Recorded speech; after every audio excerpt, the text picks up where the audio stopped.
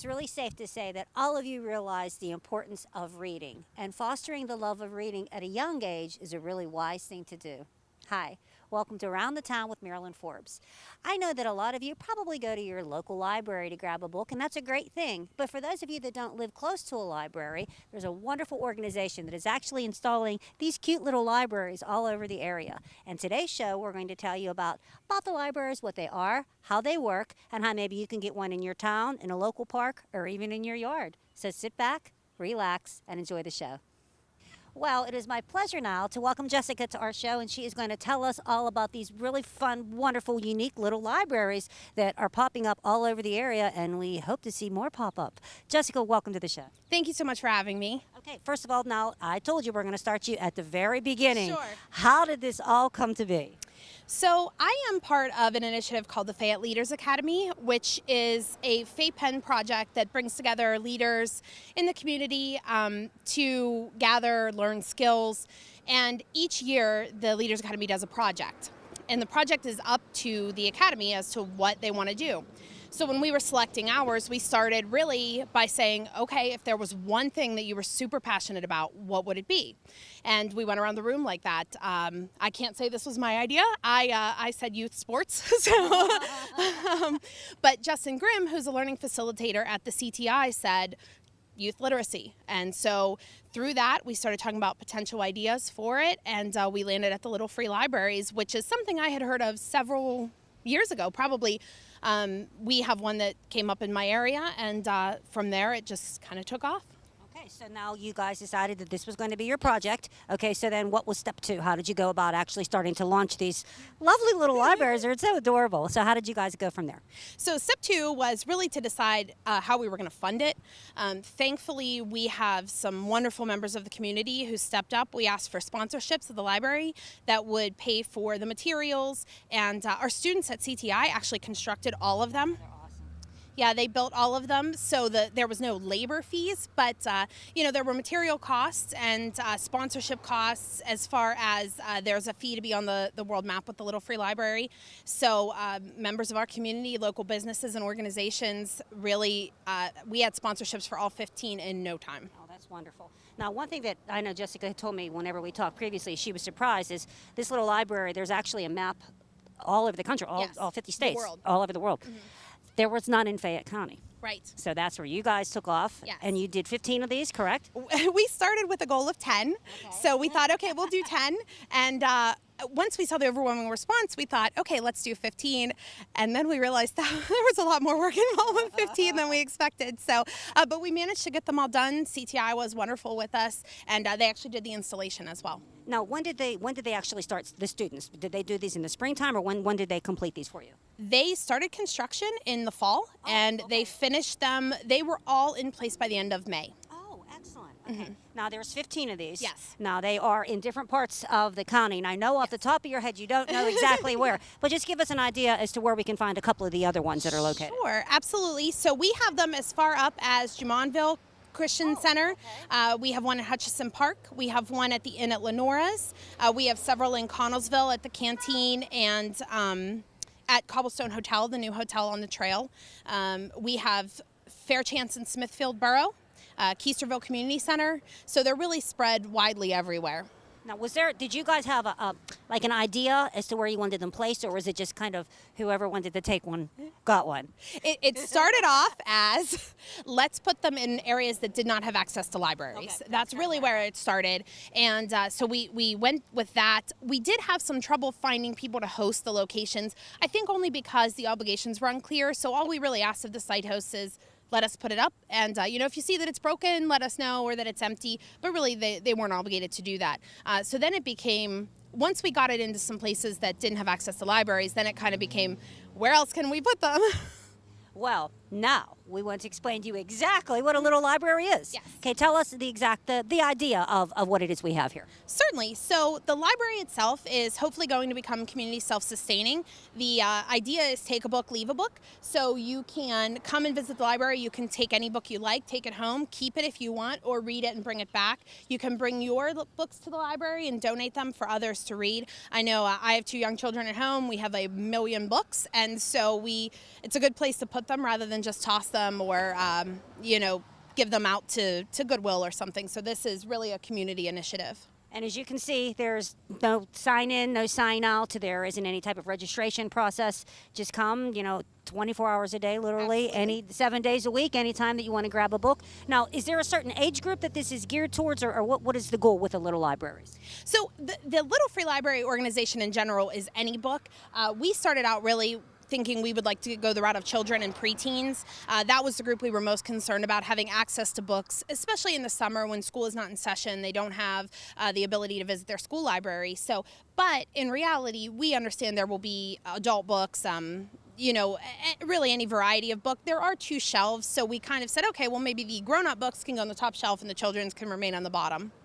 And actually, these are really large. I think they can fit around 100 books. Yes. And looking, I wouldn't be surprised if more. You could stack them in there, pretty nicely. Now, there are 15 of this design that are located in different places around the county, but it doesn't have to be this. I mean, if say I wanted to have my own free little library on my property, how do I go about doing it? Absolutely. You can just visit the website, which is littlefreelibrary.org, and there they actually have on there where you can order. It's sort of a do-it-yourself kit, but it sends you all of the pieces. If you would like your library to be on the world map, then there is a charter that you have to purchase. I think it's $40-ish to put on your library. Anybody can order, anybody can put one up, as long as you have somewhere to put it. And what about the books? Now, we had talked earlier, I know you had said something about maybe you guys are doing a book drive to try to keep some of the ones in the area replenished. Yes, and that's one of the things we found, that with our libraries, they really took off wonderfully, which we were very excited about. Yes, but they emptied rather quickly. So we did an initial book drive to collect books, as well as we did book sponsorships. So if you didn't want to collect books, you could donate money, and then we went out and purchased books. Oh, okay. So we're looking to do something like that again. As you can see, this one is somewhat empty. That's a good thing. Absolutely. It means books are in the hands of the children, but we're really looking to do something that will allow us to keep a stockpile of books, so that when we hear, oh, hey, the one at the PTC building or the Fayette Penn Business Center is empty, we can just run them down here and put them in. And I think another cool thing about these is they're completely, hopefully, once they're established, self-sufficient. I mean, so if you do want to put one on your property, or if you are someone in a municipality that wants to put one in a park or something like that, put it up and that's it. Hopefully, Yes. right? Yeah, absolutely. And we initially stocked them all. You wouldn't necessarily even have to do that. The goal is that the community would come forth and put books in. But I think putting the books in there is a good place to start, and that way it gives people an idea. A lot of folks we saw said, I don't understand this, so we've been trying to explain it to them so that the word gets around. Sure. And this one here is a pretty cool design because it has a shingled roof, so it's going to really sustain in the weather. Mm-hmm. But that's really all you need. I mean, you just need just a basic type unit that will be weatherproof, like we said, squirrel proof. Right. And then you just take it from there. I think it's awesome. And there's also a couple in the area that people did put up themselves. Jessica and I were talking about that as well. And they just kind of did their own design and put them wherever they wanted. Yes, they did. And that's wonderful to see. A lot of people have contacted Fayette Penn and said, I want one of these. How can I get one? So great. And we were thrilled to hear that. So we've been directing them to the website because, our Leadership Academy cohort is through now. So, we're allowing people to kind of take the initiative on their own. Okay. Now, if there's people, say, that wanted to donate books to you for these, do they just get in touch with Fayette Penn, or how do they go about doing that? Yes, we'd love that. You can call Fayette Penn 724-437-7913, or visit the website, which is fayettepenn.org. Let us know, and we'd be happy to even come and collect them. We have areas to store them in, so. Okay. And I see, too, there's actually little coloring books in there and stuff, so it doesn't necessarily have to be just a straight reading type material. Right, yes. We had somebody came forward and donated several activity, sort of preschool learning books for. That's awesome. Yeah, so we've had those in there as well. So then the whole idea, basically, in a nutshell, is being able to have something like this that, as I said, on a 24/7 basis, allows you to have reading material. I mean, if you decide, hey, I would like to get something, or you have someone coming to visit a child, come and let them select something. I just think it's awesome. Yeah, and that was our thought, really, where we were putting them, so either in an area where there's no library and children needed access, or somewhere like this where they're walking down the street and think, oh, I'd love to read that book, and they open up, and, the more hands that get into the more books that get into the hands of our children, the better. Wonderful. Well, Jessica, thank you. Is there anything you'd like to add? Just that, Fayette Penn is really pleased to have been a part of this, and the Fayette Leaders Academy. There were actually 8 members of our cohort, and everybody worked together really well to put this project together. So thank you so much for having us, Marilyn. Oh, it's our pleasure, really. And again, too, anybody that this is a fabulous concept. You can get in touch with them. They can steer you in the right direction, or as Jessica said, you can go to the websites. I don't see it on there. It's it's right there. I don't have my glasses on. Littlefreelibrary.org. I was actually on there today. There's the map on there, and it walks you through anything that you'd want to know. Yep. Yes, and they have different designs on there. Some of them are really elaborate and really neat to look at. Or you can just have something basic. Absolutely. It's entirely up to you, but anything that you'd want to do is welcome. Yes. Okay, yes, great. definitely. Jessica, thank you. Thank you so much. Okay, now we are meeting with Max House, who is very instrumental in placing one of these little free libraries here in Connellsville. Max, welcome to the show. Thank you. Okay, now tell us, how did you get involved, and how did this little library? How did it come I was on here? the board of Fayette Penn, and they brought this up as an initiative to bring little libraries into the area. So I thought it'd be really nice to have one in Connellsville. So I volunteered that day to help sponsor the box, which they were built by the school district. I think Albert Gallatin. The students built the boxes for us. We just made a donation for cash, and then also decided to do through the Rotary, our Connellsville Rotary, so the Rotarians can now put books in all the time, because it's been used very well down here. We put it down by our new hotel in Connellsville, and it's been a great location for us, and I'm really happy about everything the way this turned out. Now, you had mentioned, too, that you weren't really sure at first how it was going to work, but you said it seems like it's pretty much... Yeah, the first couple weeks I was really surprised. The books just disappeared. I thought maybe someone was taking them, or I didn't know, but lately it's been very steady going in and out. People have been putting books back in. The Rotarians have been dropping books off at my office. I have an office in town, so I have books. I come down every other week with my kids so we can replenish it, so they understand what it means for literacy for our town. Sure. It's also listed on the web. There's over 50,000 little libraries throughout the United States, and we now have a location in Connellsville. And you're right on the map. And we're on the map. All right. Now, this is a neat example, actually, because as Jessica and I were talking, the little free libraries are also for adults as well, mostly for children, but adults can take advantage of them. And being outside the hotel here, which obviously accommodates travelers, there are some adult pieces in here as well, which is great. Right. Spy novels are in there, my favorite. Well, there you go. But now Max was saying, though, too, that the Rotarians are taking an active part in this little library here. Yes, very much so. And they are collecting books, or can books be dropped off, or how are you guys going about doing they're dropping off books at my office, and I just have blessed to have enough room in my office. I have a storage room, and we just set them in there. Then every other week I drop some off. I have kid books, murder mysteries and those type of things, spy books. Yeah, all readers. Yeah. Now, what type of feedback have you gotten? Wow. Just the Rotarians and community. So when we meet at lunch, everybody talks about it. So that's kind of where I'm getting the feedback from. Oh, good. I went into the hotel and met with a manager here, and they're very pleased to have it here, and they're excited. Oh, wonderful. So they have some books here too. They tell me, so I said they're welcome to put books in it, so keep it full. So everybody's keeping an eye on it, and it's worked out very well. I'm happy. So then you're pleased with the way the whole project has come to be? Yeah, with the way Fayette Penn handled it, and how many. I think there's also one. Kissel, Brian did one up in downtown Connellsville, right across from the canteen. And we're going to be meeting with him next. Oh yeah, exactly. So so it's all worked out. We're very happy. Wonderful, great. Okay, thank you. Thank you for being with That's us today. All right, thank you.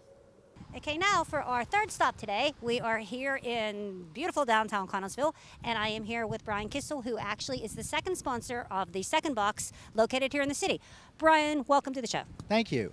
Okay, now I'm going to start you at the beginning. I know that you went through Fayette Penn, is that correct? That's correct. Okay, now tell me how that came to be.